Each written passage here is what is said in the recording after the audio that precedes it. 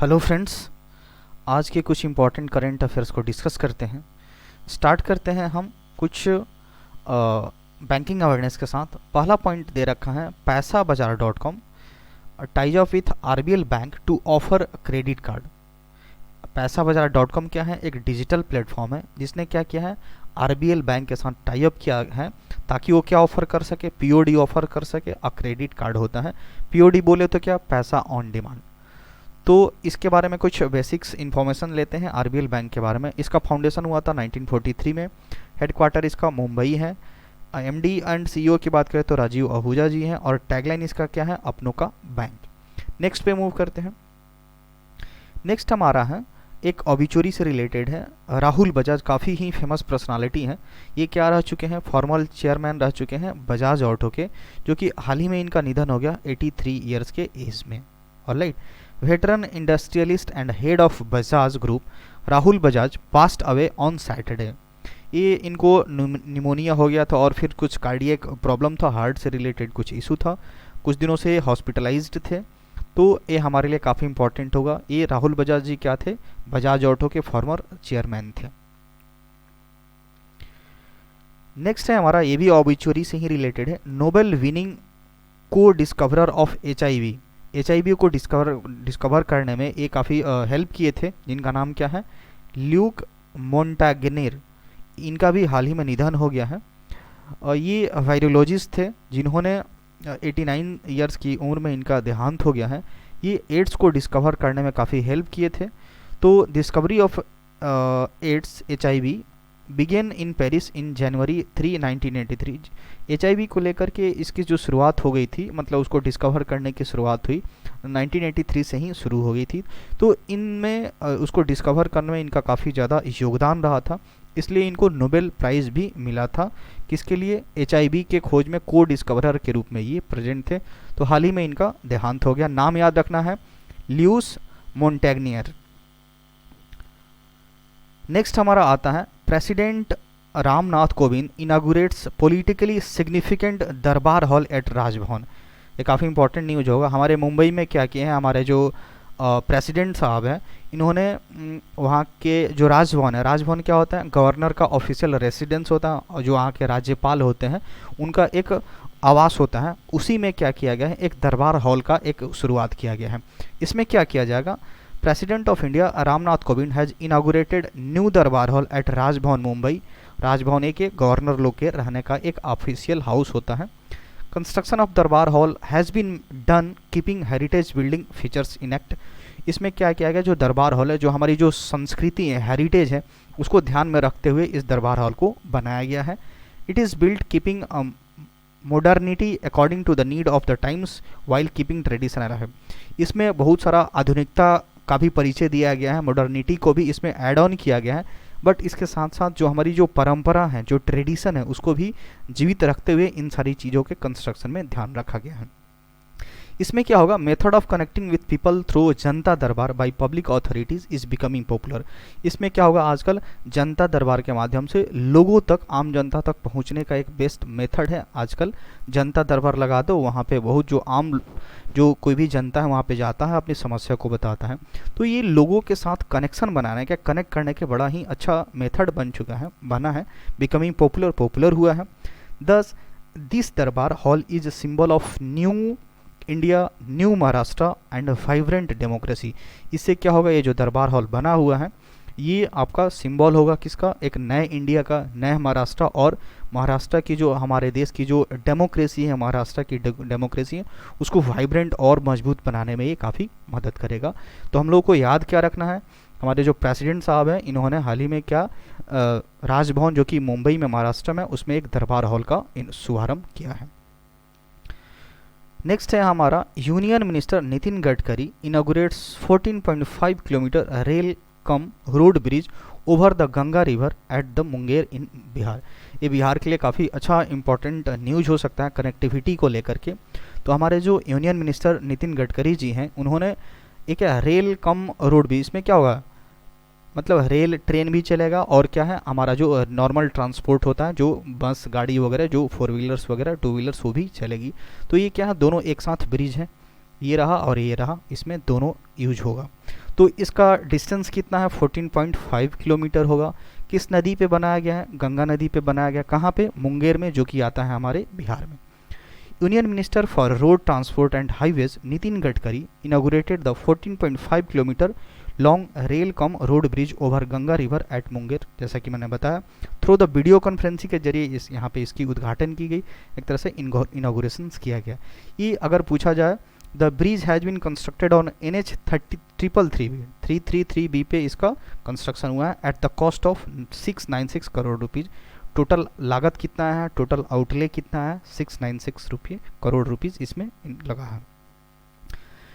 Next हमारा है department of social and empowerment inaugurates smile scheme.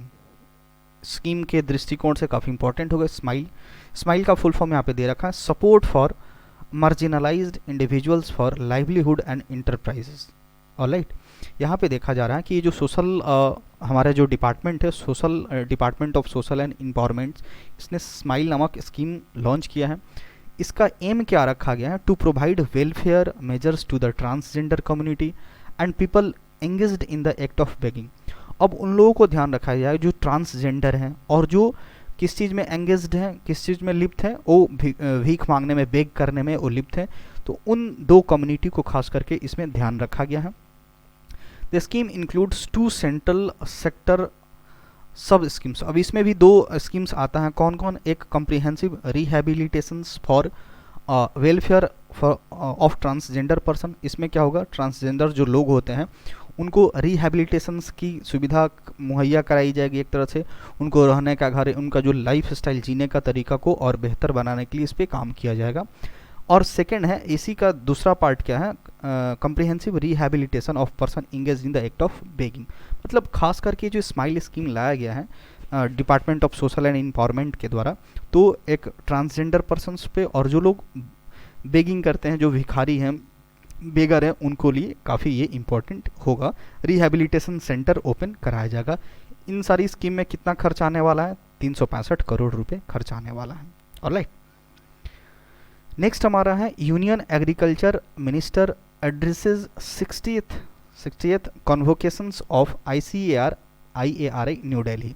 ये जो यूनियन एग्रीकल्चर मिनिस्टर है हमारे नरेंद्र सिंह तोमर जी, इन्होंने 60वां एक कॉन्वोकेशन था कॉलेज में, ICAR जो कि दिल्ली में आता है, उसी में इसका 60वां कॉन्वोकेशन था, दीक्षांत समारोह था बोल सकते हैं। Union agriculture minister Narendra Singh Tomar has handed over awards and degree to, इसमें जो वहाँ के एल्यूमिनस हो गए, जो वहाँ के स्टूडेंट पढ़ाई कर रहे होंगे पोस्ट ग्रेजुएशन, उनको वहाँ पे डिग्री प्रोवाइड कराया गया। इंडियन एग्रीकल्चरल रिसर्च इंस्टीट्यूट जो कि न्यू दिल्ली में है, तो यहाँ पे इसका 60वां कन्वोकेशन था। इसमें क्या बोला जा सकता है, इसमें चीफ गेस्ट कौन रहे थे, तो हमारे जो एग्रीकल्चर मिनिस्टर हैं नरेंद्र सिंह तोमर जी रहे थे। इन्होंने कुछ फ्रूट्स वगैरह की या वेजिटेबल्स को भी डेडिकेट किया है कि हाँ इसके नाम पे इसको ज़्यादा इंपॉर्टेंस देने की बात की जाएगी।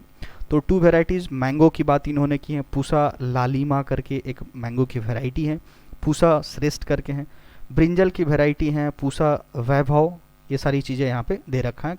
कुकम्बर की भी वेराइटी दे रखी है यहाँ पे। Bio fertilisers Pusa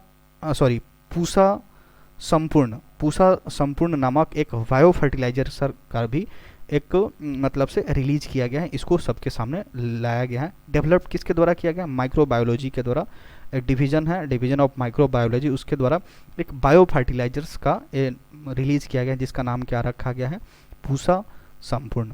alright, next हमारा है Indian scientist develop probiotic to provide hope for longevity. यहाँ पे दे रखा है कि ये जो इंडियन साइंटिस्ट हैं, इंडिया के जो scientist from institute of advance study in science and technology IASST जो कि गुवाहाटी में आता है, वहाँ के साइंटिस्टों ने क्या किया, रिसेंटली आइडेंटिफाइड किया next generation probiotic bacterium lactobacillus plantarum JB-C5। ये काफ़ी इंपॉर्टेंट होगा, हमारे डेयरी प्रोडक्ट से इन्होंने कुछ आइडेंटिफाइड किया हुआ है, ये कुछ यहाँ मैकेनिज्म है। लैक्टोबैसिलस एक जो प्रोबायोटिक्स होता है, ये क्या होता है, एक तरह सा बैक्टीरिया होता है, हमारे बॉडी के लिए काफ़ी अच्छा होता है। हमारे बॉडी में 2 तरह के बैक्टीरिया काम करते हैं, एक गुड बोल सकते हैं, एक बैड होता है। हमारे हेल्थ के लिए कुछ बैक्टीरिया अच्छे भी होते हैं और बुरे भी होते हैं। तो ये जो प्रोबायोटिक्स होता है, ये हमारे अंदर की जो बैक्टीरिया है, अच्छे वाला बैक्टीरिया, इसकी पॉपुलेशन, इसकी संख्या को बढ़ाता है। इन्होंने कुछ एक क्या मतलब इन्होंने योगर्ट का भी एक डिस्कवरी किया हुआ है, योगर्ट का भी एक डिस्कवरी किया है, जिसमें क्या होगा, ये भी हमारे लिए हेल्थ के दृष्टिकोण से काफ़ी इम्पॉर्टेंट प्रूफ हो सकता है। तो प्रोबायोटिक, जिसको हम लोग एक क्या ले सकते हैं, योगर्ट के तौर पे ले सकते हैं, और यह हमारे हेल्थ बेनिफिट्स के लिए बहुत ही अच्छा हो सकता है। Can be consumed to the health derived all these health benefits. तो हमारे लिए बस इतना इंपॉर्टेंट हमको याद रखना है कि जो गुवाहाटी में जो एक इंस्टीट्यूशन टेक्नोलॉजी है, India scientist from institute of advance technology, इन्होंने क्या किया है, एक ऐसे प्रोबायोटिक्स का एक बैक्टीरिया का खोज किया, आइडेंटिफाई किया है, जो कि जिसमें लैक्टोबैसिलस है, जो हम लोग दही खाते हैं उसमें लैक्टोबैसिलस होता है, जो कि अच्छा होता है, उसमें बैक्टीरिया भी होते हैं, बट हमारे स्वास्थ्य के लिए अच्छा होता है। तो इसका नाम क्या रखा गया है, JBC5 नामक नाम रखा गया है। ऑलराइट, नेक्स्ट हमारा है India science MOU with Australia on tourism and cooperation. हमारे जो दोनों देशों के, ऑस्ट्रेलिया और हमारे इंडिया के जो एक टूरिज्म मिनिस्टर हैं, टूरिज्म कॉरपोरेशन है, इन्होंने क्या है, दोनों एक दूसरे के साथ टाई अप किया हुआ है, ताकि इस दोनों के बीच जो टूरिज्म है उसको बढ़ावा मिल सके। India has signed MOU with Australia on tourism corporation in new Delhi. It will be instrumental in increasing tourist arrival from this important source market. यहाँ से क्या होगा, जो भी इन लोगों का अराइवल होता है, ठीक है, तो ये हमारे मार्केट सोर्स के लिए काफ़ी इंपॉर्टेंट होगा।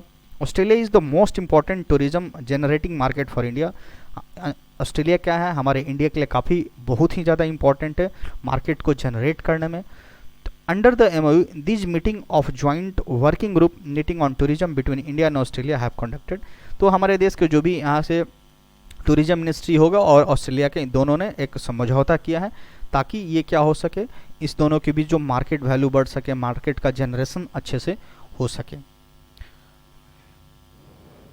नेक्स्ट हमारा है world radio day 2022 celebrated on 13 February. World radio day यहाँ पे मनाया जा रहा है 13 फरवरी, जो कि आज ही के दिन। Is celebrated on 13 February each year to recognize radio as a powerful medium which brings people together from every corner of the globe. ये क्या है, रेडियो ही एक ऐसा प्लेटफॉर्म है जहाँ से बहुत सारे डिफरेंट कम्युनिटी, मतलब अक्रॉस द ग्लोब ये लोग क्या मतलब सुनते हैं, और इसमें सॉलिडरिटी की भावना एक तरह से आती है। एक बहुत ही पावरफुल मीडियम है जो लोगों को एकजुटता लाता है। टू प्रमोट डाइवर्सिटी इसमें को प्रमोट किया जाता है, and help build a more peaceful and inclusive world. The day was proclaimed in 2011 by member of state UNESCO and adopted by the United Nations General Assembly in 2012 as a international day. तो तभी से पहली बार इसको proclaim कब किया गया था, 2011 में, और 2012 में इसको क्या किया गया था, अडॉप्ट कर लिया गया था, और 13 फरवरी को हर साल अब ये मनाया जाने लगा है, किसके, वर्ल्ड रेडियो डे के रूप में। Alright, that's all for today.